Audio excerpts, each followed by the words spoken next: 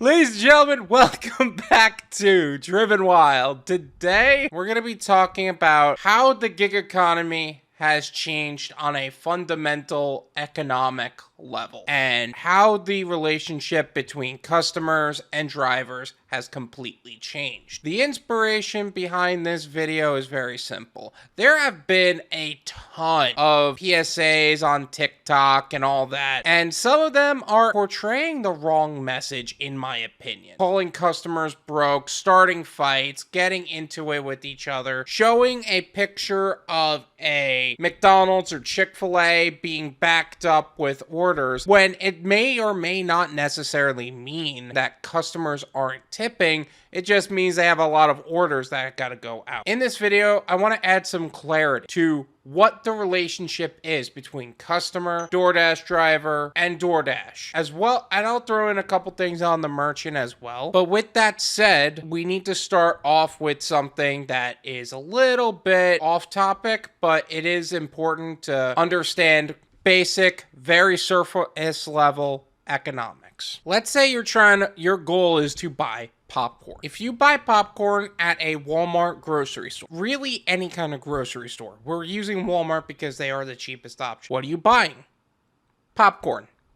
Duh. That is going to be the cheapest possible way to buy popcorn, is to buy it at a grocery store where you get food. Right? Simple logic. Now let's say you're going to 7-Eleven to buy popcorn. It's the same type of popcorn, no different, same brand, everything. What are you buying?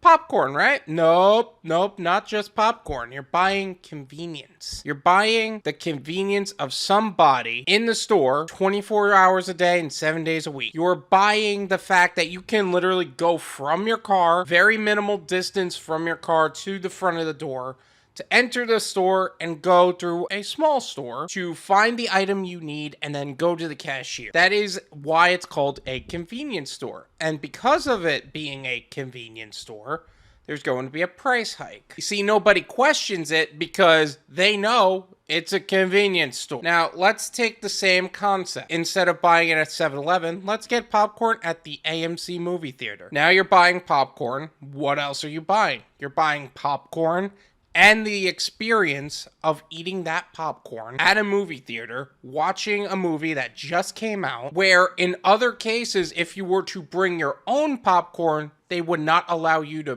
or any snack really, they would not allow you to bring that food into the venue. But because it's available there, you can actually eat that popcorn during the show. Now, do people sneak in popcorn and other things anyway? Yeah. But that's not the point. Now let's get into the fundamental economics of ordering food on DoorDash.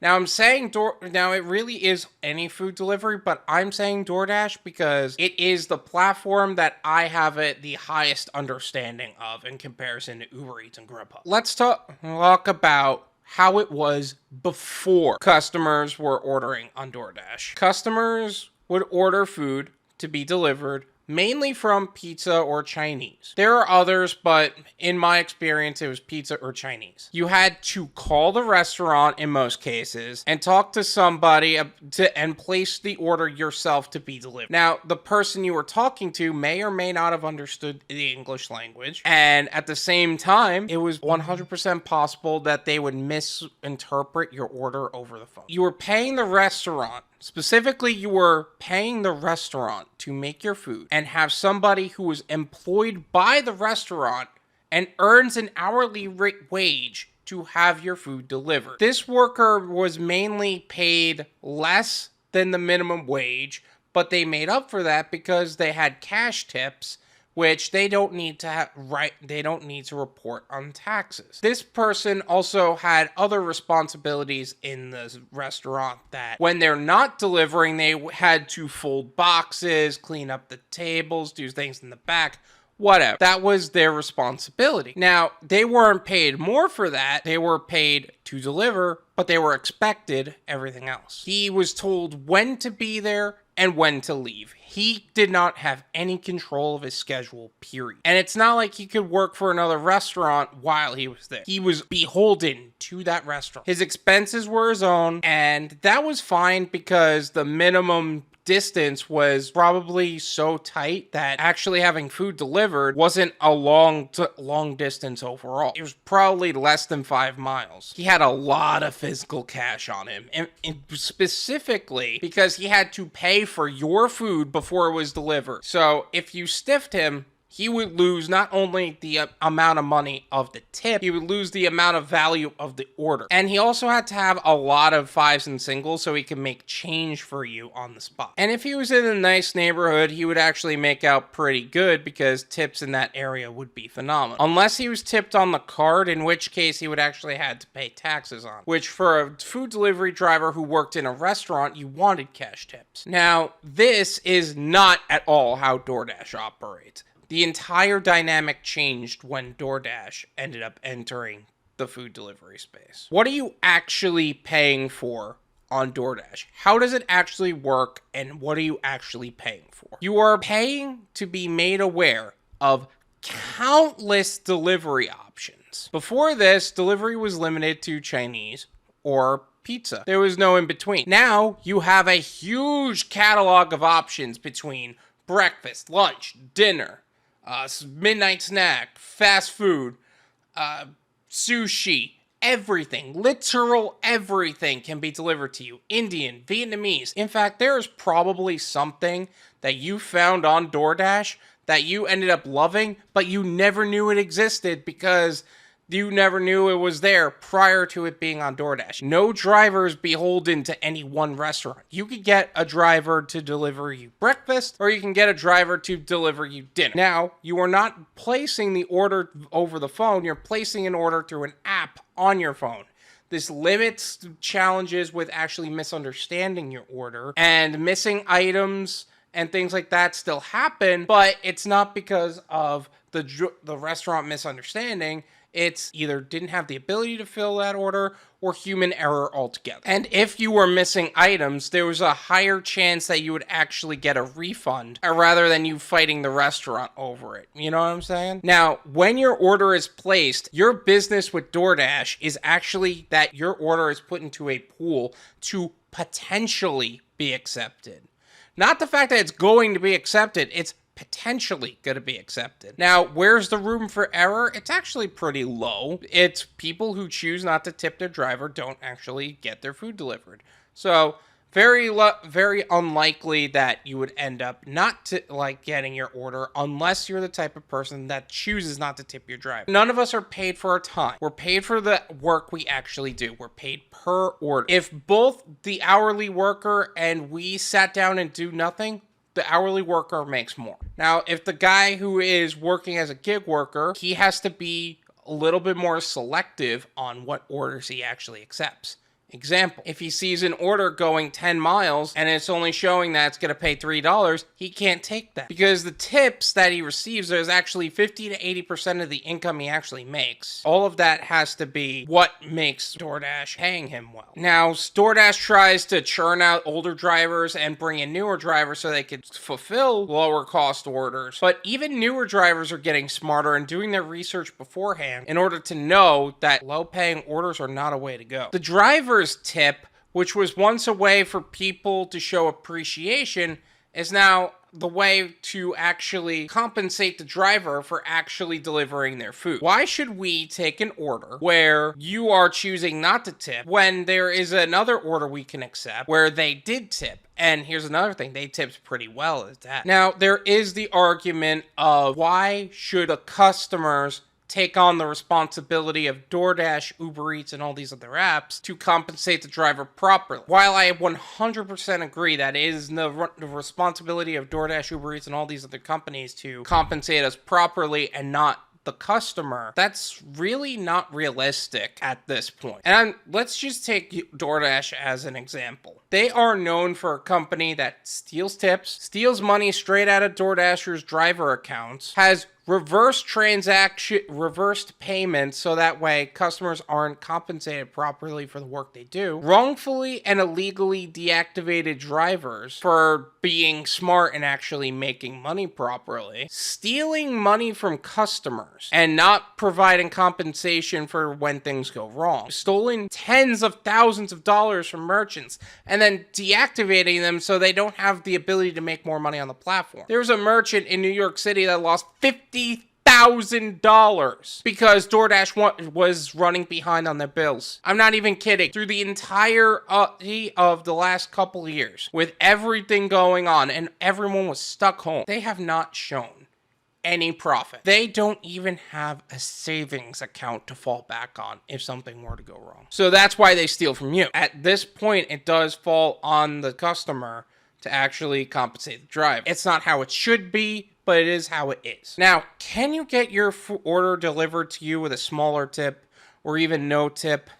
Yes, but it will likely be cold or really late. So in this case, you're basically paying for your food to come on time. Is this video going to actually make a difference in customers tipping drivers? No, and it should not. I'm not even kidding. If you're the kind of customer that has not been tipping, don't start tipping. I'm very serious about that.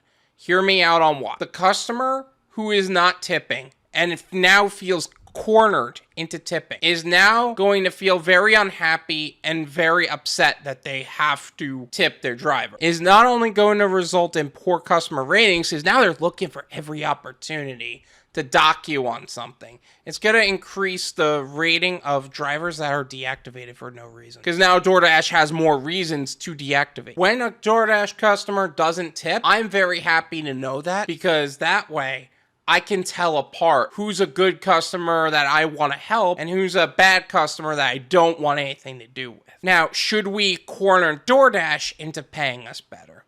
Also no. DoorDash's leadership, time and again, has proven that their integrity and character is absolutely piss poor. Their intention is to suck the money out of people with predatory business practices on all sides. Customers, drivers, merchants. Merchants are charged 30% of the value of the order. Not to mention how much customers got fees on top of fees on top of fees, and they're still not showing a profit. And the DoorDash pay model has only gotten worse over time. DoorDash has also proven that they don't need a loyal customer base to stay afloat. UberEats has a larger customer base, like people who go onto the app and order, than DoorDash has ever had. At the same time, DoorDash has a bigger market share overall.